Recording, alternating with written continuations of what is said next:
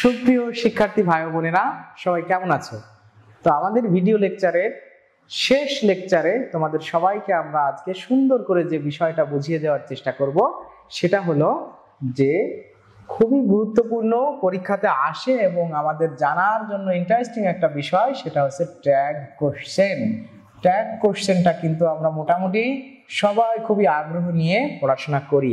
এই tag question জানানোর পাশাপাশি আমাদের ভিডিওতে যে জায়গাগুলোতে আমরা স্কিপ করার চেষ্টা করেছি সেইগুলো তোমরা কিভাবে পড়বে এই নির্দেশনাও কিন্তু থাকবে আমাদের এই ভিডিওর শেষে। সুতরাং কেউ ভিডিওটি শেষ পর্যন্ত না দেখে এটা স্কিপ করবা না।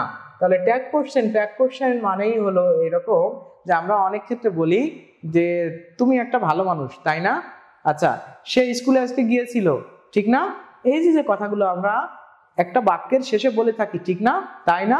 এই নয় কি, এটা নয় কি, এইগুলাকেই আসলে আমরা ওই যে সংক্ষেপে যে প্রশ্নটা করে থাকি এটাকে বলা হয় ট্যাগ কোশ্চেন।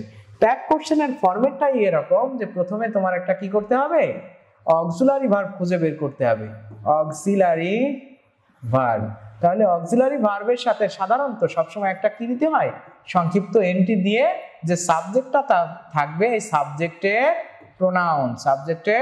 প্রোনাউন বসায় দিলেই কিন্তু তোমার কথা শেষ। তাহলে শেষে একটা প্রশ্নবোধক চিহ্ন। আর যখন হচ্ছে তোমার অক্সিলারি ভার্ব না থাকে অক্সিলারি ভার্ব যখন না থাকে তখন প্রেজেন্ট টেন্স হলে ডু অথবা ডাজ, আর পাস্ট টেন্স হলে ডিড নিয়ে আসতে হয়। এটা হচ্ছে প্রেজেন্ট আর এটা হলো কি পাস্ট। তাহলে প্রেজেন্ট টেন্সে হলে আমরা কি ডু অথবা ডাজ আনবো, পাস্ট টেন্স হলে ডিড নিয়ে আসবো। তাহলে চলো বন্ধুরা দেখা যাক কিভাবে আমরা এটাকে সমাধান করতে পারি। আমরা কিছু এক্সাম্পলের মাধ্যমে আমাদের কথাগুলো ক্লিয়ার করে তুলি। তাহলে দেখো, যদি থাকে হি ইজ এ বয়, তাহলে এটা ট্যাগ কোশ্চেন কি হবে? অবশ্যই প্রথমে কি করতে হবে, অক্সিলারি ভার্বটাকে আমরা এখানে নিয়ে আসবো। ইজ অক্সিলারি ভার্ব যেহেতু খুঁজে পেয়েছি, এখানে একটা কি করব, একটা এনটি দিব, আর যেহেতু সাবজেক্ট প্রোনাউনই আছে প্রোনাউনটা হি। এটা হবে এই প্রশ্নের উত্তর। কিন্তু আমি যদি এখন বলি হি ওয়ার্কস হার্ড, তাহলে দেখো তো এই সেন্টেন্সে কি কোনো অক্সিলারি ভার্ব আছে? না। কোন টেন্সে আছে? অবশ্যই প্রেজেন্ট টেন্সে আছে। তাহলে যেহেতু হি আছে আমরা এখানে ডাজ নিয়ে আসবো, থার্ড পারসন সিঙ্গুলার, তাই ডাজ। আর কোনো নেগেটিভ শব্দ এখানে আছে? নাই। নেগেটিভ শব্দ না থাকার কারণে একটা এনটি দিয়ে দেব, আর আমাদের কি ছিল, হি ছিল, হি ব্যবহার করব, কোনো অসুবিধা নাই।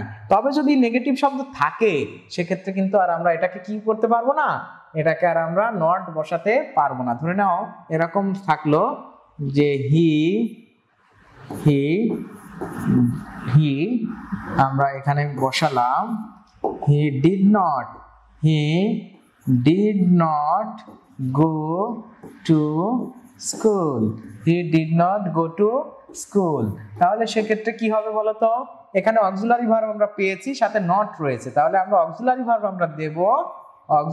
আমরা দেব, কিন্তু এই নট আর এখানে ব্যবহার করব না। তাহলে ডিড হি হয়ে যাবে এই প্রশ্নের উত্তর। তাহলে এই প্রশ্নের উত্তর তখন কি হয়ে যাবে, ডিড হি।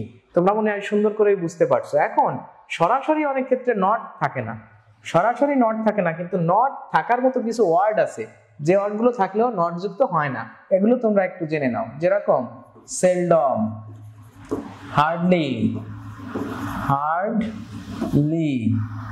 দেখো সেলডম বা হার্ডলি,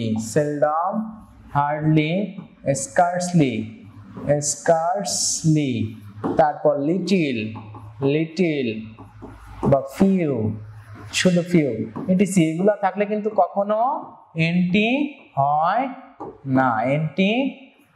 এনটি কখন হয় না, সরাসরি নেগেটিভ থাকলে তো হয় না, আবার এগুলোর ক্ষেত্রেও হয় না। যেরকম এ বার্কিং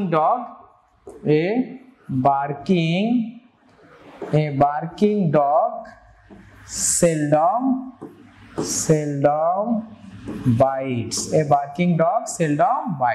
যদি এটা হয় তাহলে কি হবে বলতো, এই সেন্টেন্সে কোনো অক্সিলারি ভার্ব আছে না, তাহলে এটা কোন টেন্সে আছে, প্রেজেন্ট টেন্সে। তাহলে যেহেতু এ বার্কিং ডগ এখানে সাবজেক্ট, তাহলে আমরা এখানে seldom bites third person singular আছে, একটা ডাজ নিয়ে আসলাম। এখন কি আমরা এখানে কোনো এনটি যুক্ত করব না? করব না। কেন? কারণ এখানে একটা কি আছে, সেলডম আছে। তাহলে ডাজ আর এ বার্কিং ডগের প্রোনাউন কি, এটার প্রোনাউন হচ্ছে ইট। ডাজ ইট, ডাজন্ট ইট কিন্তু দিলে ভুল হয়ে যাবে। কনফিডেন্সের সাথে তুমি তখন কি করবা, ভুল উত্তরটা করে আসতে পারো। আমরা পরের প্রশ্ন যাই। এইবার তোমাদেরকে যেটা বলবো যে ইম্পারেটিভ সেন্টেন্স, ইম্পারেটিভ সেন্টেন্স এর ভয়েস মানে ট্যাগ করছেন সর্বদা হয় will you, will you, will you, এটাই হবে ইম্পারেটিভ সেন্টেন্সের ট্যাগ। যেরকম open, open the door, open the door, এটা যদি থাকে ইম্পারেটিভ সেন্টেন্স কেন, কারণ এটা ভার্ব দিয়ে শুরু আছে, তাহলে এটা ট্যাগ হবে কোনো কিছুই দেখার দরকার নাই, উইল ইউ। ইম্পারেটিভ সেন্টেন্স মানেই উইল ইউ। তবে লেট আস থাকলে, লেট আস বা LETS লেটস থাকলে, লেটস থাকলে সর্বদা ট্যাগ হবে, সর্বদা, সর্বদা কি হবে বলতো, শ্যাল উই হয়, শ্যাল উই, শ্যাল উই কি হবে, শ্যাল উই, এটা হবে ট্যাগ।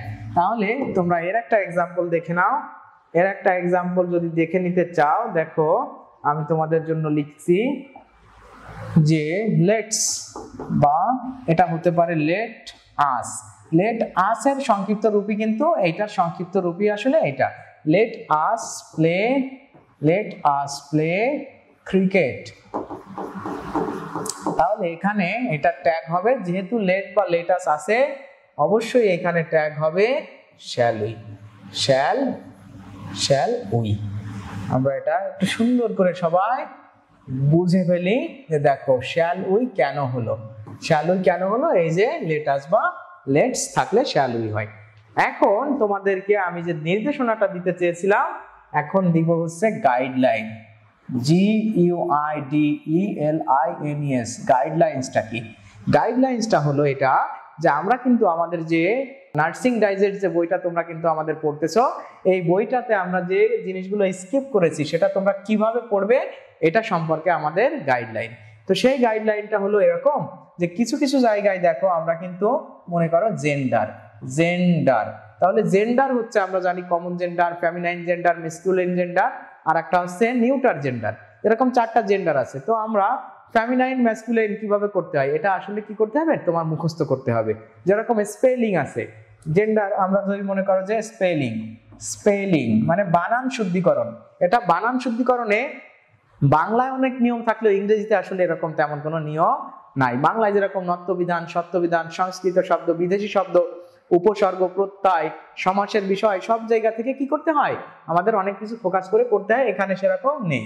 যেরকম তোমাদেরকে যদি বলা হয় সিনোনিম অ্যান্টোনিম, সিনোনিম অ্যান্টোনিম, এগুলোর উপর কিন্তু আমরা কোনো ভিডিও তৈরি করি নাই।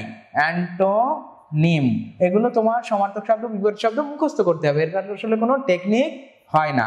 আরো কি বিষয় আছে, আরো মনে করো আছে phrase and idiom, phrase and idioms, তোমাকে এগুলো কি করতে হবে, মুখস্থ করতে হবে। আর একটা আছে সবাই যেটাকে ভয় পায় অনেক বেশি, ভয়ের কিছুই নাই, appropriate preposition, preposition, appropriate preposition.